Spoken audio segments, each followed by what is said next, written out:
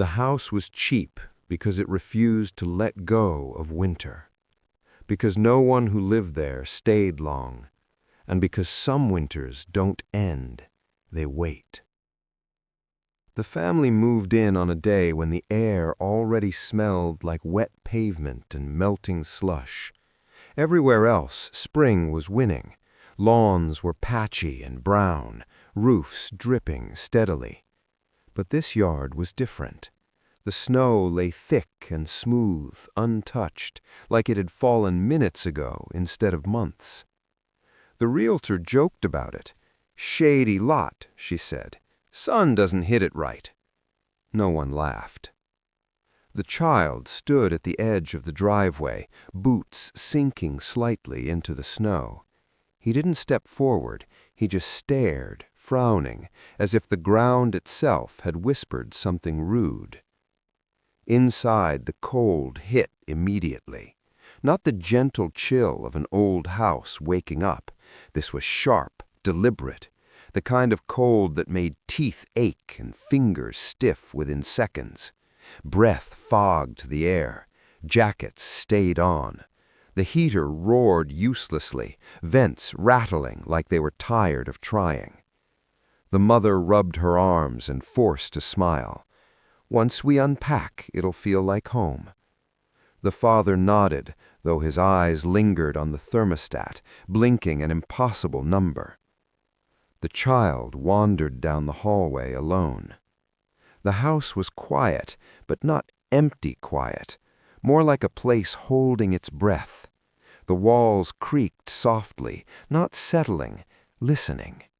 The hallway felt longer than it should have been, stretching just a little too far, shadows pooling where there shouldn't have been corners.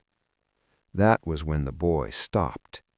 He pressed his ear to the wall. At first there was nothing. Then a faint sound. Not words exactly, more like murmurs wrapped in ice. The wall was painfully cold against his cheek. "Hi," he whispered.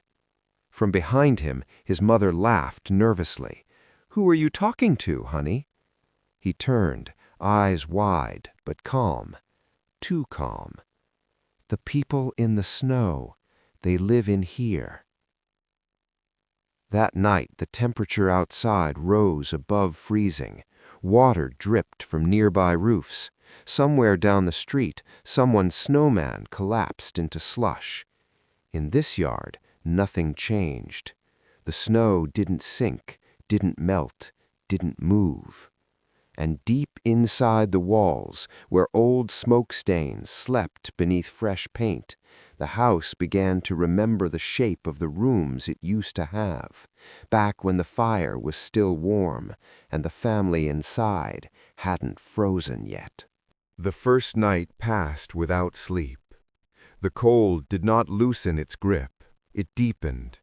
By morning, frost traced delicate veins along the inside of the windows, blooming outward like something alive.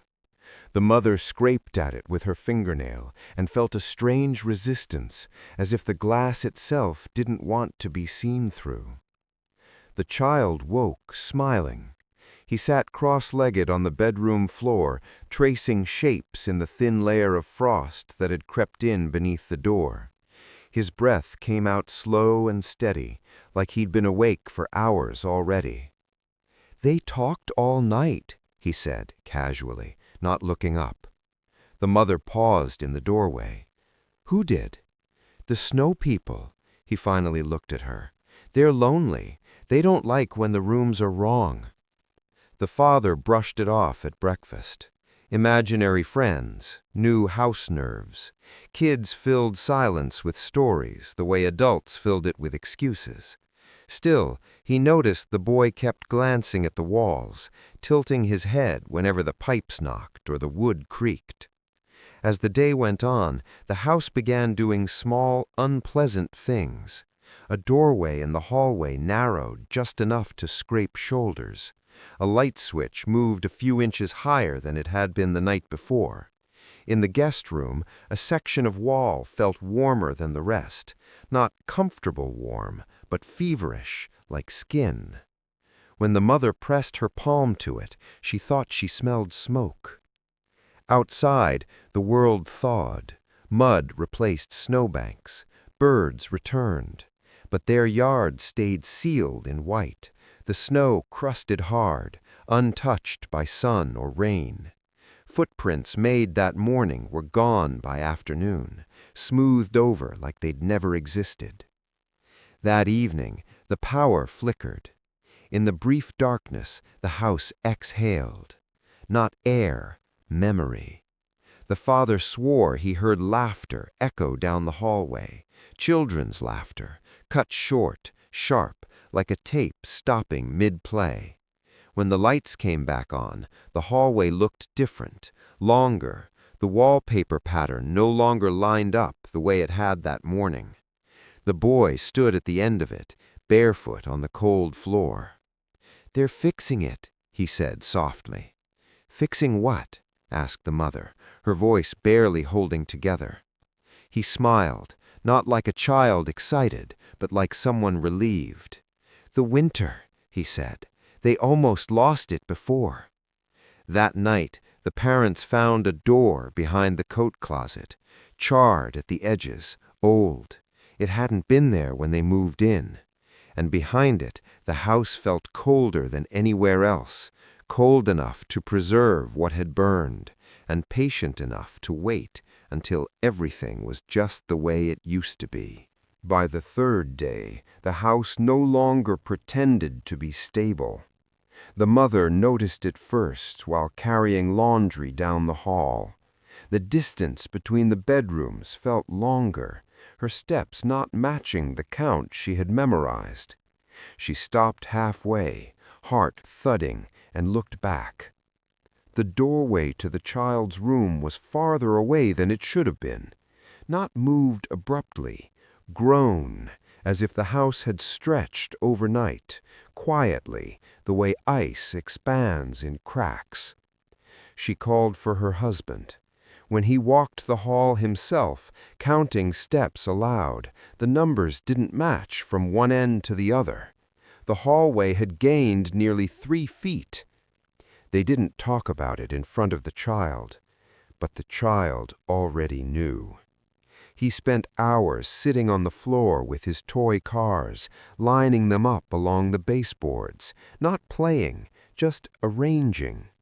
When asked what he was doing, he said the cars were remembering where to stop. In the living room, a wall outlet vanished. In its place appeared a faint rectangular outline, darker than the paint around it. When the father pressed on it, the wall gave slightly, like it was covering something hollow. That afternoon, the smell returned. Smoke, old, sour, soaked into wood, not strong enough to see, but strong enough to trigger a headache. The mother followed it into what had been the dining room, only to stop short. The room was smaller. The window had shifted closer to the corner. A patch of floor near the wall was blackened, the burn marks faint but unmistakable, curling like dried leaves. She dropped to her knees and rubbed at it with her sleeve. Soot came away. That night, the child refused to sleep in his bed. "They're almost done," he said, clutching his blanket. "They don't want to wake up in the wrong places again." "Who?" the father asked, fighting to keep his voice steady. "The family," the boy replied. "The cold keeps them together." After midnight, the house rearranged itself. Walls groaned softly, like bones adjusting. A door slammed somewhere deep inside, though no one moved. The parents lay frozen, listening as the floor plan corrected itself inch by inch. When morning came, the hallway had split. A new corridor branched off where none had existed before, narrow, low-ceilinged, its floor dusted with a thin layer of frost. At the end of it stood a door they recognized from an old photograph they'd found in the basement, a photograph dated years before the fire. The child stepped into the hallway barefoot, breath fogging the air. "They're putting the rooms back," he said gently. "After that, winter can stay." Behind the new door, something shifted. Not footsteps, but the sound of people settling into places they hadn't occupied in a very long time. The new corridor did not exist outside the house.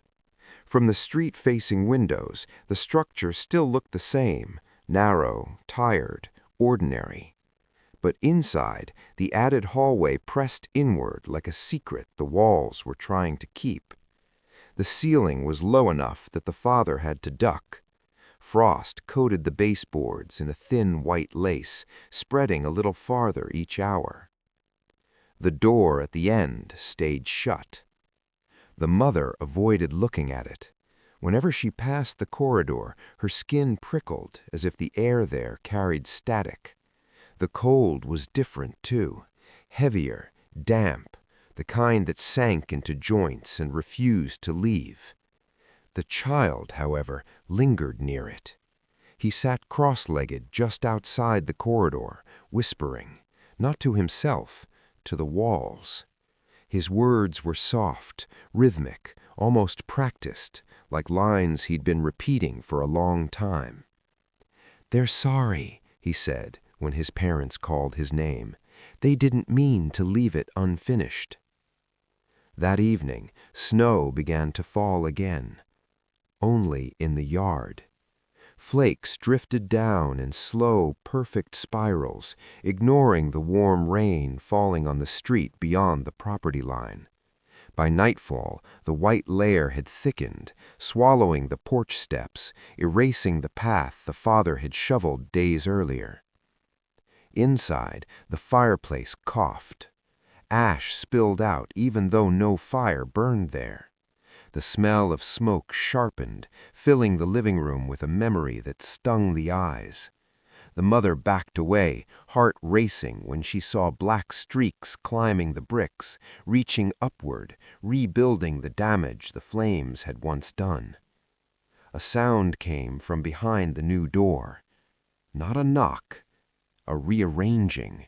Furniture sliding, a bed frame creaking under invisible weight. The muted clink of dishes being set on a table that no longer existed. The father grabbed the handle. It was ice cold, so cold his palms stuck for a split second before tearing free. He swore and staggered back, skin reddening instantly. From behind him the child spoke, calm, reassuring. "They're almost warm enough," he said. "Winter keeps them from falling apart." The lights flickered. When they steadied, the wallpaper had changed, faded florals replacing the modern print. The pattern repeated imperfectly, like a copied memory.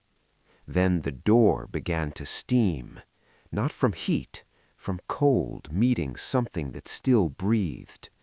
The mother understood then, with a sick clarity. The house wasn't haunted, it was restoring. The snow outside wasn't covering the yard, it was burying time. And somewhere behind that door, a family long reduced to smoke and ash was settling in, room by room, waiting for the house to decide who belonged to this winter and who would be left outside when it finally closed.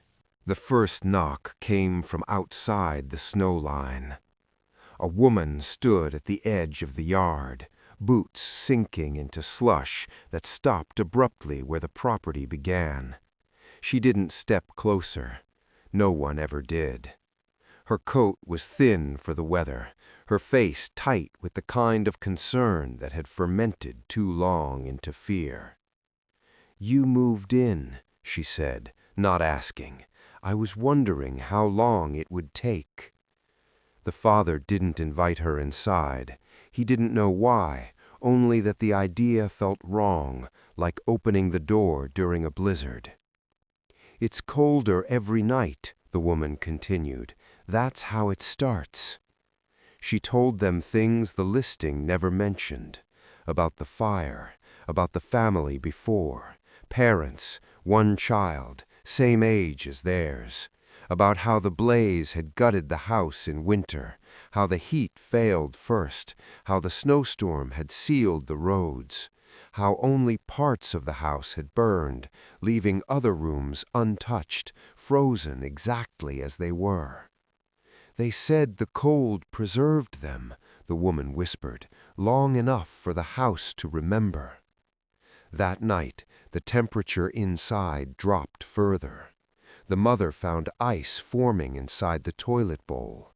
Their phones lost signal, the furnace shut off completely, its metal shell coated in frost like a tombstone. When the father tried the front door, it wouldn't open. Snow pressed against it from the outside, packed too tight, too deliberate. In the child's room, the walls had changed color. Soot-dark shadows climbed the corners, a second bed frame pressed through the plaster like a bruise. The child sat between it and his own bed, humming softly. "They need one more," he said when his parents bushed in. "Someone has to remember being warm." The hallway behind them shortened. Doors they'd used hours earlier were gone, replaced by wallpaper and framed photographs, strangers staring out with burned, half-familiar faces. The new corridor ended at the old door, now cracked open just enough to leak a slow, rolling cold. From inside came breathing, not ragged, not dead, waiting. The snow outside climbed the windows, and the house, finally close to whole, began deciding who would stay to keep it that way. By the sixth night, the child no longer sounded like himself.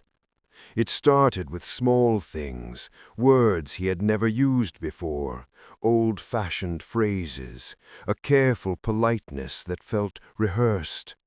He corrected his parents when they called rooms by the names they had chosen.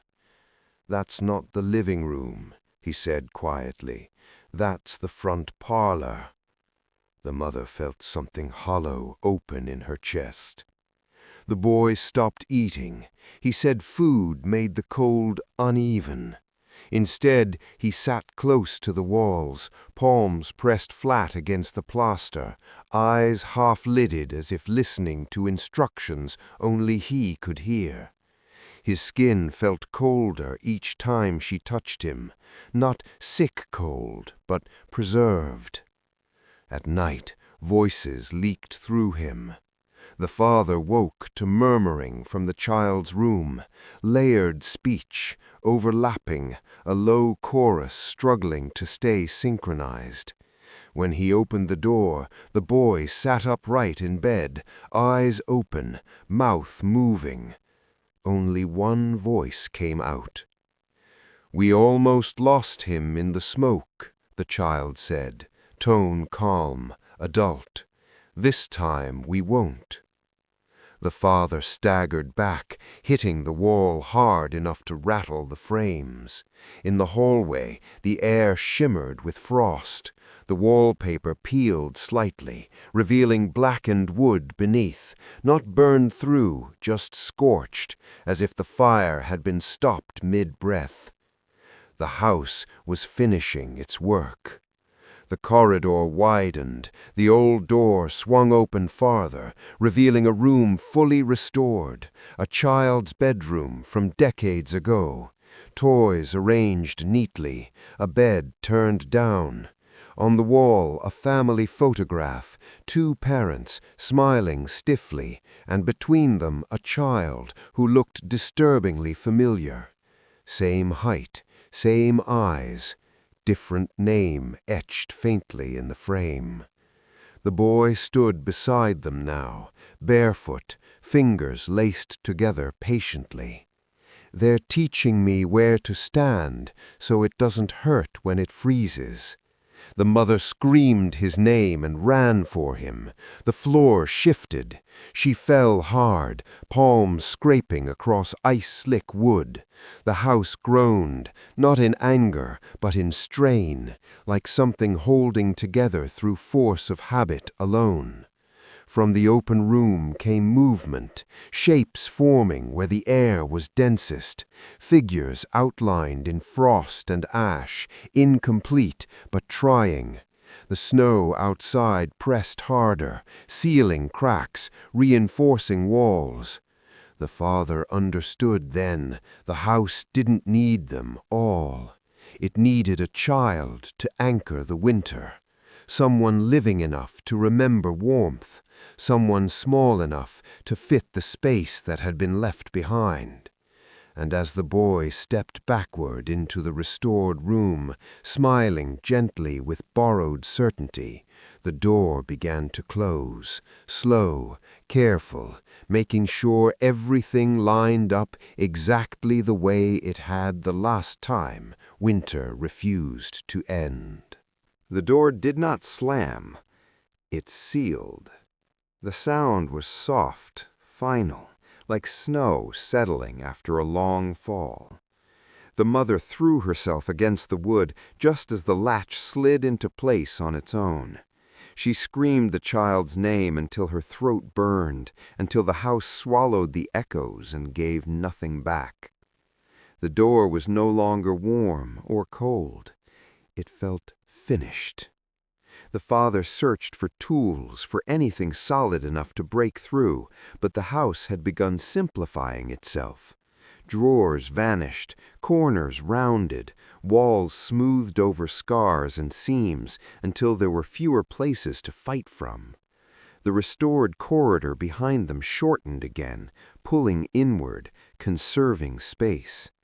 The house no longer needed excess. From behind the sealed door came the sound of a lullaby, not one the parents recognized, slower, older, sung in a voice worn thin by years of repetition. The tune drifted through the walls, sinking into the bones of the house, into the snow outside, into the parents' chests where panic thudded uselessly. The mother slid down the wall, sobbing. The father pressed his ear to the door.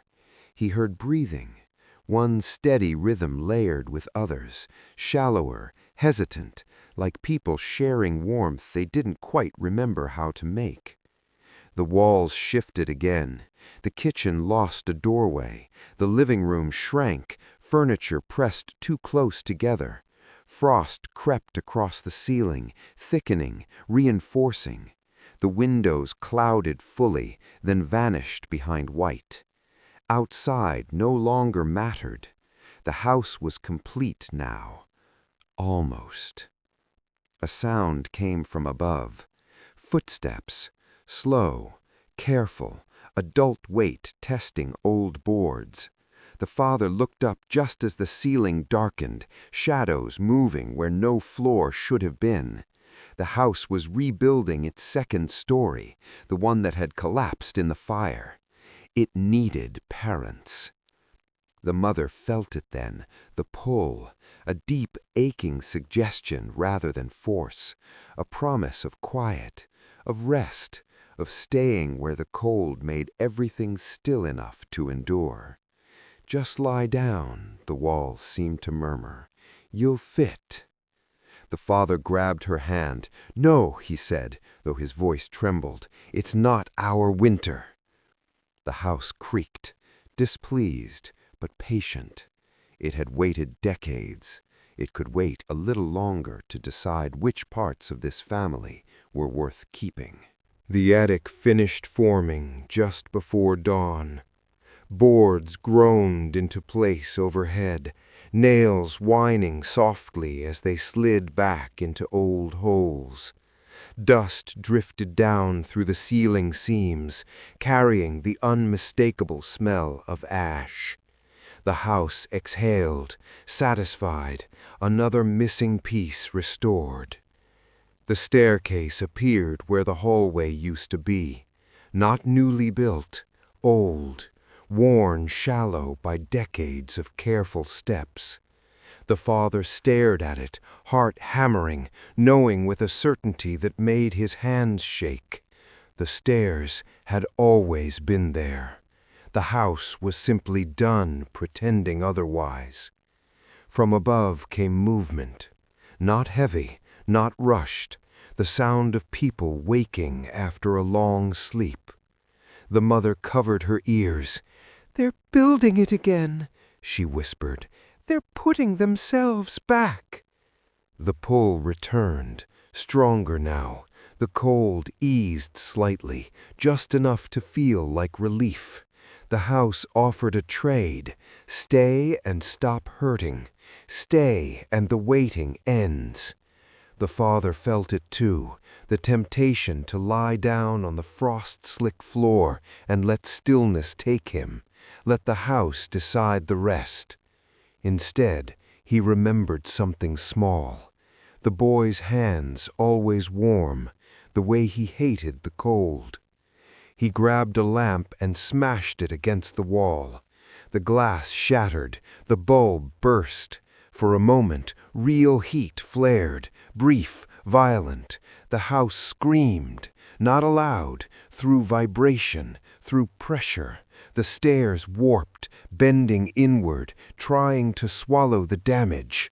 Frost retreated from the broken plaster, revealing deep black burn marks underneath, the truth the house had been covering over and over again.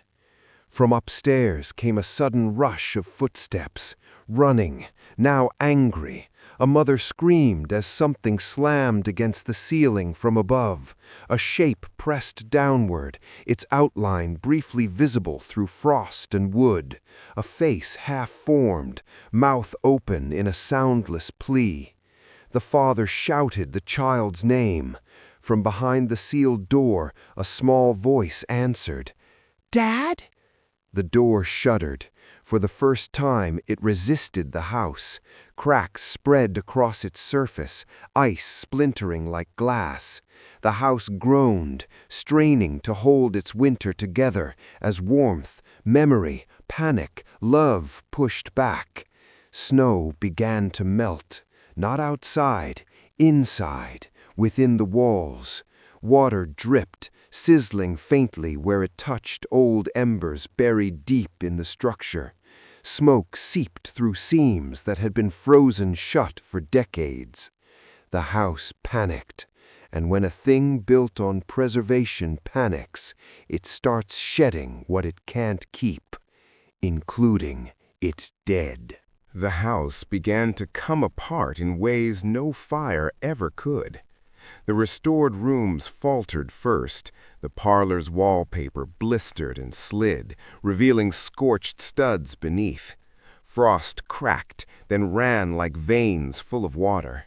The attic screamed again, this time not in anger, but fear, as beams warped and sagged, unable to decide whether to burn or freeze.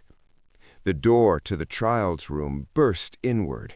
Cold poured out like breath held too long.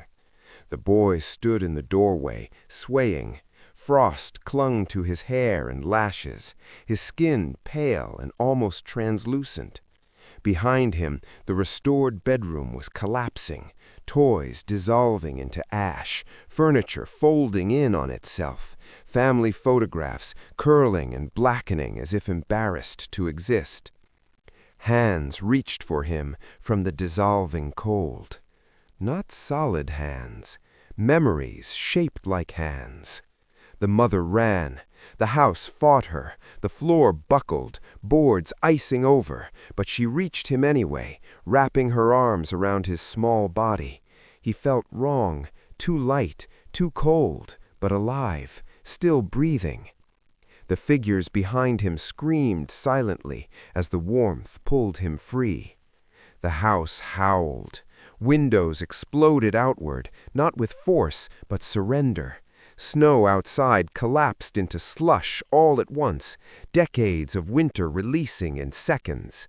Water poured through walls, hissing as it touched embers that had waited patiently under ice. The father grabbed the boy, holding him tight as the ceiling cracked overhead. "We leave," he shouted. "Now!" The front door reappeared, warped, burning at the edges, rimmed with melting ice. The house hesitated, straining between two instincts, preserve or release. It chose wrong. The moment they crossed the threshold, the structure inhaled sharply, then collapsed inward on itself. Rooms folding, staircases snapping, memories finally overheating. Fire did not follow them. Steam did. They stood in the street as the house sank into itself, coughing smoke and water, snow vanishing into mud and blackened debris. Sirens wailed somewhere distant, irrelevant. The boy shivered violently, then coughed. Color returned to his cheeks. Behind them, where the house had been, winter was gone. But as the father wrapped his coat tighter around his son, he felt something unsettling settle into place. The house hadn't lost everything. It had learned. And winter, once remembered, never truly forgets who kept it alive the longest. They did not talk about the house afterward. Authorities called it a structural failure, complicated by weather. Neighbors said it was overdue. The lot was fenced, then abandoned, then slowly swallowed by weeds and mud. By summer, nothing remained but a shallow depression that filled with rainwater and mosquitoes. Winter came and went. The boy recovered. Color stayed in his face. His hands were warm again. He slept through the night, stopped listening to walls, stopped using words that didn't belong to him. Doctors said children were resilient. Trauma reshaped itself if given enough time. For a while, it seemed true. They moved far away, new schools, new routines, a different house, bright, small, unremarkable, normal cold, normal heat, seasons that behaved. Years passed. On the boy's 12th birthday, the first snow fell early. It was supposed to melt by morning. It didn't. The patch of snow in their backyard stayed pristine while the rest of the neighborhood turned to slush. Footprints faded everywhere else. Not there. The father stood at the window too long, a familiar pressure settling behind his eyes. Inside, the heater worked fine. Still, the living room felt cooler.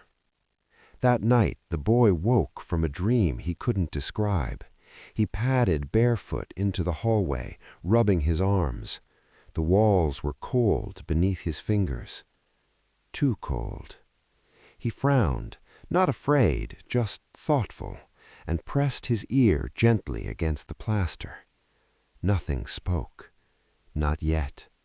But far beneath paint and insulation, something old shifted.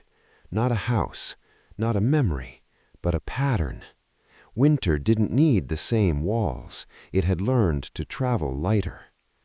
In the morning, the mother found frost along the baseboards, thin, careful, like a test run. The boy stood nearby, watching it form. "They won't do it again," he said, quietly. "Who won't?" she asked, heart already racing. He didn't answer right away. He smiled, small, private, almost apologetic. "The house," he said. It was tired. Outside, the snow remained untouched. And somewhere deep inside the boy, in the place where warmth had once been borrowed and returned, winter settled in, not as a prison, but as something waiting patiently for its next room to remember.